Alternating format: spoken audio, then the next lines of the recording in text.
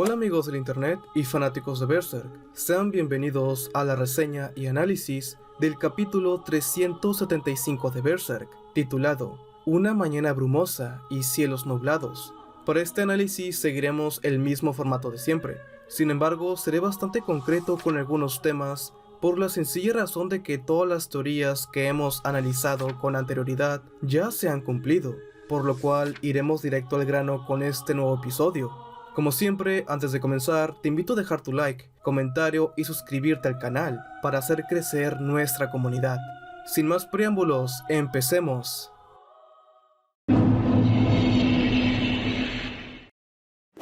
La primera página nos presenta una hoja a color como ya ha sido costumbre por parte de Studio Gaga. En la misma vemos algunos detalles interesantes, como la publicidad del nuevo tomo 42 del manga, dos leyendas que guardan un subtexto importante para la narrativa del episodio, y también tenemos un dibujo de Guts a todo color del capítulo 370, el cual debe su importancia al ser el primer paso en la caída libre del protagonista para aceptar su oscuridad interna en esta historia de venganza.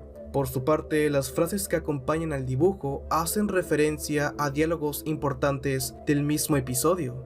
Una esperanza pesimista, tú eras todo lo que tenía, una luz tenue, perdida en oscuridad, un lugar oscuro y profundo, hay desesperación, todo fue para nada.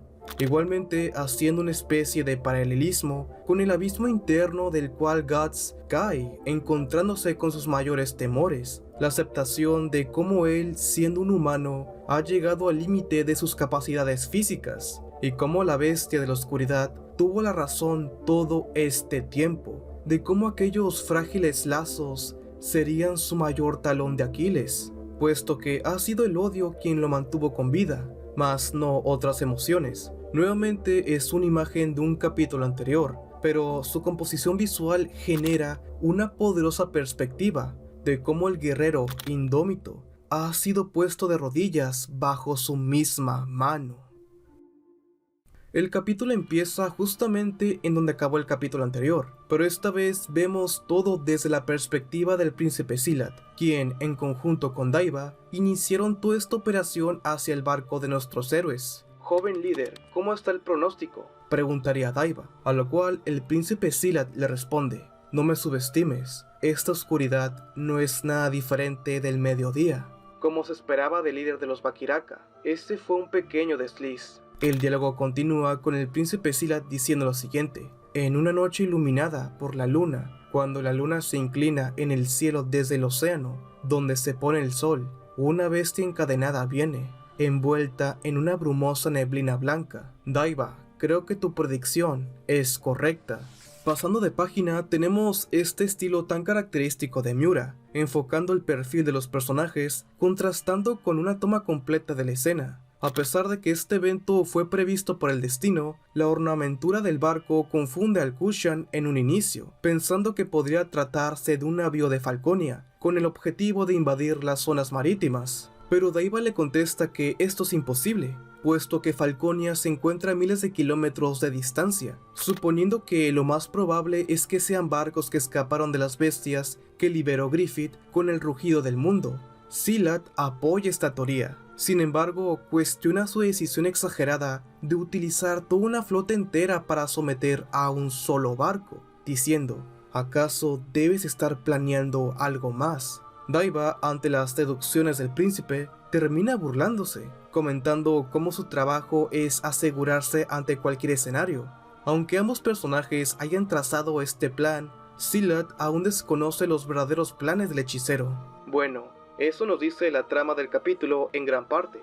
Recapitulando estas primeras páginas, Koji Mori y su equipo dejan en claro nuevamente cómo la llegada de Guts y su gente fue previsto gracias a una visión que tuvo Daiba, en una noche oscura iluminada por la luna, cuando ésta se ve inclinada en el cielo, aparecerá una bestia envuelta en cadenas en una brumosa neblina.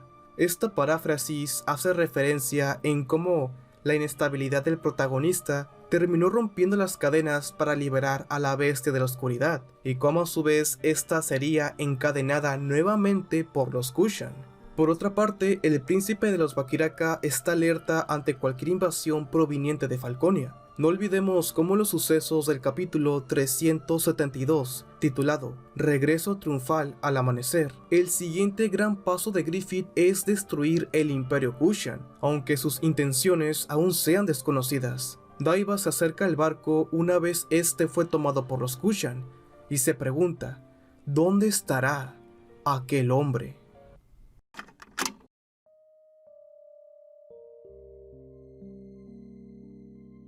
Las siguientes imágenes son demasiado fuertes. Un hombre derrotado es jalado por varias cadenas, como si fuera una bestia. La mirada de todos los espectadores es atónita, puesto que el guerrero indómito ha sido sometido como si fuera la fiel representación de aquella horrible pesadilla, un hombre siendo presado como un animal.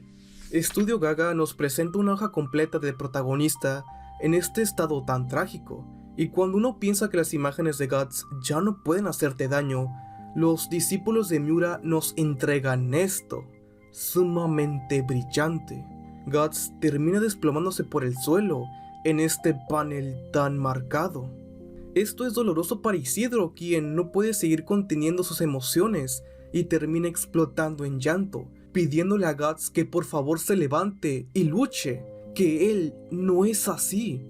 Me gusta mucho cómo surge esta escena porque en los capítulos anteriores, Isidro casi siempre estuvo muy cohibido en mostrar sus verdaderos sentimientos, pero creo que ver a su ídolo en ese estado fue la gota que derramó el vaso, porque si Guts se rinde, ¿qué nos queda a nosotros? Quien salía a dar esperanzas en el último momento, ya no se encuentra con nosotros. Esto es un golpe de realidad en el mundo de Berserk. Esto es una esperanza pesimista. Tengo miles de cosas que comentar al respecto, puesto que son estas escenas las que me mantienen fuertemente vinculado con la obra de Miura, pero su momento para comentarlas llegará muy pronto. Isidro me ha dejado maravillado con este capítulo, y me gusta ver cómo se expresa porque él admira a Guts. Nosotros somos este personaje en este momento de la historia, y es sumamente triste. El dramatismo e impacto de esta secuencia es devastadora para el personaje, quien con sus lágrimas preocupa a Sérpico. Tras eso tenemos un cambio abrupto, ya que Riker entraría en escena para poner un orden a todo esto. Riker se quita su casco Kushan y le pregunta a Guts si es él realmente. Recordemos que la última vez que ambos personajes interactuaron fue durante los primeros capítulos del arco del Halcón Milenario, cuando Guts toma la decisión de llevarse a Casca a la isla de Elfen. En ese momento aún no contaba con su mechón blanco tan característico y la armadura Berserk, por lo cual hace de la reacción y pregunta de Riker algo genuino en este contexto, puesto que no esperaba encontrarlo dentro del barco y mucho menos en ese estado tan lamentable. Rápidamente lo ordena a los Kushan a desatar a todos los rehenes, pidiendo disculpas por la manera tan abrupta en cómo sucedieron las cosas, diciendo cómo los Kushan están tensos, ya que están alerta ante cualquier amenaza. En eso, Roderick se percata de cómo ambos hablan el mismo idioma. Aprovechando este pequeño malentendido, le preguntaría si acaso él es de Midland, a lo cual el amigo de Guts le responde: yo soy Riker, y tengo ciertas razones para estar bajo el ejército Kushan, pero soy una persona realmente de Midland. Aunque las cosas comienzan a ponerse un poco más optimistas, es el mismo Riker quien da las malas noticias, diciendo que por ahora ellos serán tomados como prisioneros, ofreciendo nuevamente una disculpa. Antes de continuar con la reseña, quiero hacer una pequeña pausa y hablar sobre cierto elfo. Miren, Puck es un personaje que me gusta bastante, pero no pude evitar sentirme un poco extraño al ver cómo no se inmuta por la situación de sus compañeros. ¿Qué le pasó al Puck del Arco de la Condena, quien defendía capa y espada a su grupo? Por un momento pensé que Puck reconocería a Riker en esta toma, dándole una respuesta a su actitud tan calmada, pero no lo sé. Incluso creí que habría una pequeña interacción entre ambos, ya que ambos personajes tienen una pequeña historia sobre el desarrollo de Guts en uno de los capítulos más importantes del manga. Pero bueno, tal vez más adelante Puck tenga su evento canónico como en el caso de Isidro y termine explotando emocionalmente por la preocupación de todos. O eso espero. Una vez todos suben a los botes, tenemos una conversación entre Silat y Daiba, siendo este último quien en todo momento estuvo supervisando la situación desde el aire, quien termina diciendo cómo han tenido suerte en capturar al espadachín negro en ese estado, puesto que si la situación fuera diferente, el guerrero Berserk hubiera acabado con todos. Daiba termina felicitando al príncipe Silat por su gran trabajo, además agrega que lo espera en la capital. Por su parte, Silat aún sigue sospechando sobre cuáles serán las verdaderas intenciones del hechicero. Aún así, ambos tienen un enemigo en común por ahora. Ya en los últimos detalles del capítulo, encontramos cómo Shirke aún sigue en su viaje astral buscando el paradero de Casca. Puede ser que una vez que regrese alerte a todos los Kushan sobre la futura invasión de Griffith, o igualmente sean tomados por sorpresa. Nuestros héroes terminan llegando a las costas del Imperio Kushan, bajo el ascenso del alba, en este espectacular panel. Al fondo de la imagen podemos ver la capital del reino, donde se dirige Daiba, y sería gracias al comentario de un suscriptor mientras estábamos en directo, que aquella capilla del fondo puede estar inspirada en la iglesia de Santa Sofía de Turquía. Otro detalle interesante lo encontramos en la misma composición visual, puesto que algunas escenas hacen alegorías con el regreso de Griffith a Falconia, mientras la llegada de Guts y su grupo se presenta como un evento trágico. Con Griffith sería todo lo contrario, siendo recibido por su gente como si fuera un mesías. Y es interesante ver cómo estos matices que Miura había establecido en su manga siguen estando presentes bajo este discurso, simbolizando así el regreso triunfal y la derrota bajo el mismo amanecer del alba, terminando el capítulo con una leyenda que reza: hacia una tierra nueva. Antes de avanzar, quisiera comentar algo brevemente. El día viernes mi amigo Kenway me consultó para responderle una pregunta sobre cómo funciona el tiempo en la isla, debido a que encontramos un error cronológico en el viaje de Guts hacia Kushan, aparentemente. La premisa es la siguiente. En el capítulo 369 vemos la luna llena en la isla. Sin embargo, en los demás capítulos con Guts en el barco, vemos que es la luna nueva. Esto nos querría decir que el personaje estuvo varios días encerrado en aquel camarote. Tal vez algunos piensen que esto no tiene nada de malo, pero el error lo encontramos con Shirke y la llegada de Griffith a Falconia. Tomando en cuenta que Griffith llega al amanecer y que Shirke realizó el viaje astral unas horas después, no tendría sentido que aún siguiera buscando a Casca, si ambos utilizaron las ramas del árbol del mundo, el cual recordemos que acorta grandes distancias en poco tiempo. Mi respuesta fue que en la isla existe una cúpula de tiempo, la cual termina perdiendo su efecto una vez la isla fue destruida por completo, porque todos los capítulos de Guts en el barco son sucesos del pasado, como bien ya había explicado en otros análisis. Además, el capítulo 372 nos presenta un evento a futuro sobre la invasión de Griffith a Kushan. Además, los capítulos de Guts en el barco son suceso tras suceso en un lapso corto de tiempo. En síntesis, la llegada de nuestros personajes a las costas de Kushan ocurren bajo el mismo amanecer de la llegada de Griffith a Falconia. Y respondiendo a la pregunta de cómo Griffith pudo transformarse en la isla, pues Danan lo deja bastante claro.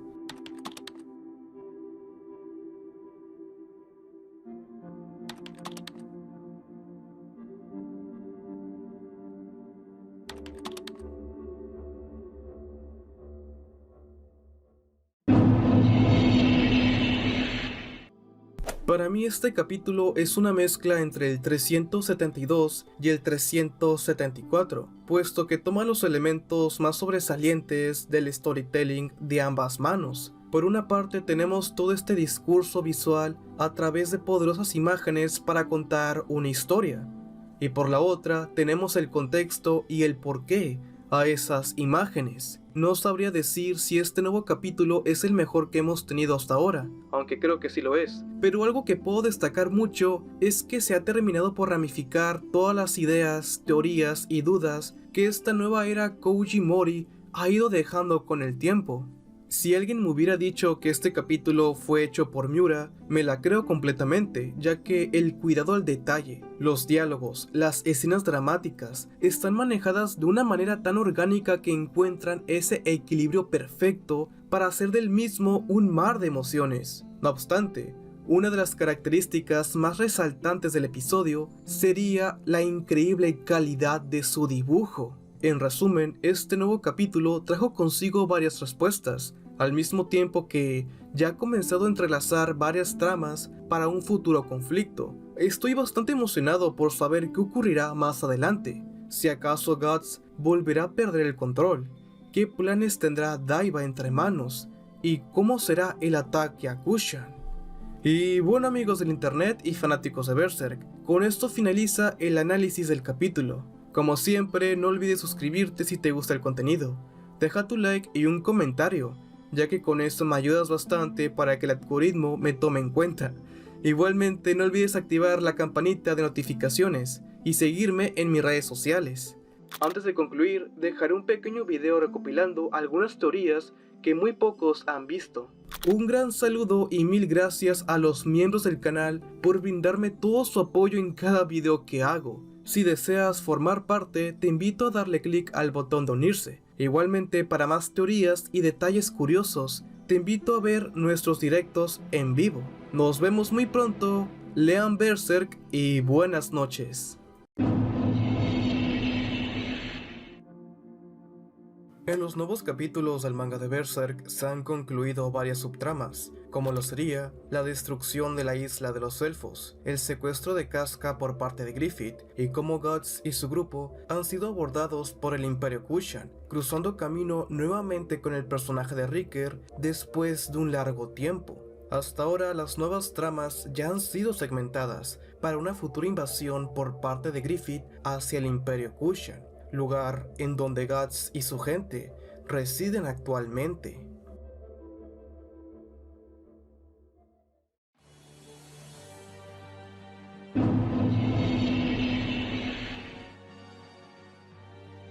Es más evidente por lo mostrado en el capítulo 372 titulado Regreso triunfal al amanecer, que el próximo objetivo de Griffith es invadir el este, lugar en donde se encuentra el Imperio Kushan. Pero ¿por qué razones Griffith desea hacer esto? Pues bien, el manga de Berserk nos ha dejado algunas pistas, así que antes de comenzar a teorizar, recapitulemos algunos datos importantes. En el capítulo 345 titulado Grandes Gurús, uno de los sabios de la isla le preguntaría a Guts cuáles son los objetivos reales de Griffith. Guts es bastante claro con su respuesta, diciendo: obtener su país solo es otro paso en su camino. Él planea llegar a alturas mayores. Ese es el halcón, ese es Griffith. Posteriormente, estos hechos se verían reforzados en el capítulo 358, titulado El amanecer de un imperio. En el mismo, el personaje muestra su interés de seguir expandiendo aún más su reino, creando diferentes murallas para conciliar una mayor protección para su pueblo. No olvidemos cómo el mundo de Berserk se sumergió en una nueva era de oscuridad, provocado por Fento y Skull Knight, al hacer que miles de criaturas provenientes del plano astral puedan manifestarse al plano físico. Este acto por tratar de mantener el orden en un mundo rodeado por bestias sería nombrado por el halcón como el segundo gran imperio de la humanidad. Esto siendo una referencia al imperio de Gaiserik, quien brindó paz y orden a un continente repleto de conflictos. Sin embargo, no olvidemos las palabras de Guts, al decir que Griffith siempre querrá tener cada vez más poder, siendo una característica que el personaje viene arrastrando desde su ascensión como miembro de la mano de Dios, lo cual amplificó aún más ese deseo de ambición y poder. Por otra parte, su expansión no es más que un llamado a la guerra, permitiéndole tener la oportunidad de invadir varios territorios para hacer los suyos, con la excusa de brindar orden y paz a su imperio. Si bien Griffith tiene cualidades muy humanas al preocuparse por el bienestar de su pueblo, debemos de recordar que dentro de él existe una dualidad que lo sobrepasa, la encarnación de su ego desmedido. En síntesis, Griffith no solo atacaría a los Kushan con la excusa de dominar esas tierras y acabar con la guerra, sino que también podría existir un elemento mágico que pueda poner en peligro su plan maquiavélico. Recordemos que los magos de la isla son el counter perfecto para los miembros de la mano de Dios, pero ahora con estos fuera del tablero, los únicos seres mágicos que puedan ser una amenaza para el halcón serían los Kushan, siendo Daiba un poderoso hechicero capaz de crear un Behelit artificial, el cual jugó un papel muy importante en toda esta nueva era de caos, y con Guts poseyendo un Behelit, uno nunca sabe qué puede ocurrir en el futuro.